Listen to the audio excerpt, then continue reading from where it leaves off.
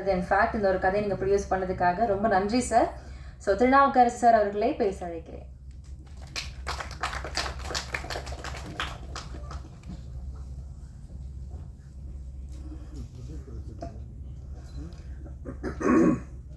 முதலாளி நான் சொன்னேன், இவங்க 3 பேருமே முதலாளி இல்லை, உனக்கு முதலாளி உன்னுடைய பேஷண்ட். அவன் வர்றதுனால தான் எங்களுக்கு காசு வருது, அதில் தான் இவங்கெல்லாம் பொழைச்சிட்டு இருக்கிறாங்க. அதனால் நீ என்னைக்கு பேஷண்ட்டை முதலாளியாக நினைக்கிறியோ அன்னைக்கு நீ ஒரு பெரிய டாக்டர் ஆகிடுவேன்னு தான் ஒவ்வொரு ஸ்டூடெண்ட்ஸுக்கும் சொல்லுவேன்.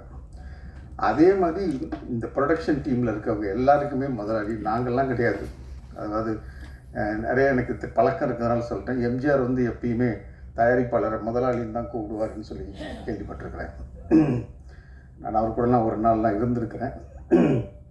ஸோ அந்த மாதிரி இருக்கும்போது நான் முதலாளி இல்லை, முதலாளி மக்கள். அவன் கொண்டு கொடுக்குற அந்த 100 ரூபா இருக்குது இல்லை, அதில் தான் இவ்வளோ பேர் நம்ம சம்பாதிக்கிறோம். அதை புரிஞ்சுக்கிட்டு அவங்களுக்கு நீங்கள் உண்மையாக இருங்க அப்படின்றது மட்டும்தான் சொல்லிக்கிறேன். இதுதான் என்னுடைய ஒரே மற்றபடி எல்லாருக்கும் என்னுடைய வாழ்த்துக்கள். உங்களுடைய ஆதரவும் தேவை. இத்தனை அளவுக்கு பொறுமையாக இருந்து கேட்டதுக்கு நன்றி. எஸ்பெஷலி ட்ரீம் வாரியர் பிரபுக்கு மிக்க நன்றிங்க. பேச தெரியாது அப்படின்னு சொல்லிட்டு அழகாக நீங்கள் பேச நினச்சதை எல்லாருக்கும் சொல்லிட்டீங்க. Thank you so much. ஸோ நீங்கள் பேசுகிறப்போ ஒரு விஷயம் சொல்லியிருந்தீங்க, புதிய ப்ரொடியூசர்ஸ் அப்படின்றப்போ அதை சப்போர்ட் பண்ணுறதுக்கான ஸ்பேஸ் இருக்காது, ஆளுங்க இருக்க மாட்டாங்க அப்படின்ட்டு. ஸோ இப்போ ஒருத்தங்களை நான் தேங்க் பண்ணோம் அப்படின்னு நினைக்கிறேன் பிரபு சார். பிகாஸ் உங்களுடைய கம்பெனிலேருந்து தரமான படங்கள் கொடுத்துருக்கீங்க, வணிக ரீதியாக பெரிய படங்கள் கொடுத்துருக்கீங்க. தீரன் அதிகாரமாக இருக்கட்டும், ஜோக்கராக இருக்கட்டும், பெரிய படங்கள் தான், இன்ஃபேக்ட் கைதி கூட. ஸோ அப்படி இருக்கிறப்போ நீங்கள் இந்த ஒரு சப்ஜெக்ட், இந்த ஒரு கதையை சப்போர்ட் பண்ணும் அப்படின்னு நினச்சது ஒரு பெரிய பெரிய விஷயம். Thank you so much for that. So உங்களுடைய வார்த்தைகள் கண்டிப்பாக முக்கியம். Please a few words from you.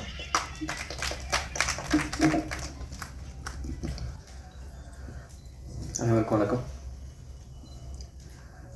ஆரம்ப காலகட்டங்களில் இப்போது ஜோக்கர், அருவி இந்த மாதிரியான படங்கள் வெளிவந்ததுக்கப்புறம் அந்த படம் பற்றி பேசுகிறப்போ எங்கிட்ட பேசுகிறதுல நிறைய பேர் சொல்லுவாங்க, பரவாயில்லைங்க, நல்ல படமாக வாங்கி ரிலீஸ் பண்ணிட்டீங்க, தேர்வு பண்ணியிருக்கீங்கன்னு சொல்லி பாராட்டுவாங்க.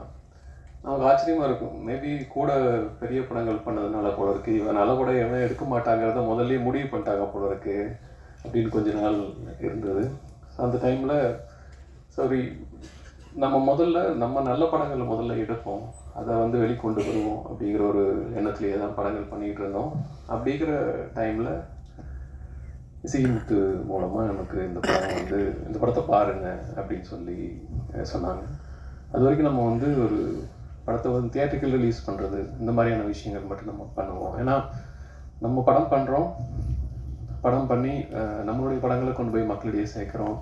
அதுக்கான ஒரு ஸ்ட்ரக்சரை நம்ம நம்மளே உருவாக்கிக்கிட்டோம், அந்த சப்போர்ட் சிஸ்டத்தை நம்ம உருவாக்கிக்கிட்டோம்.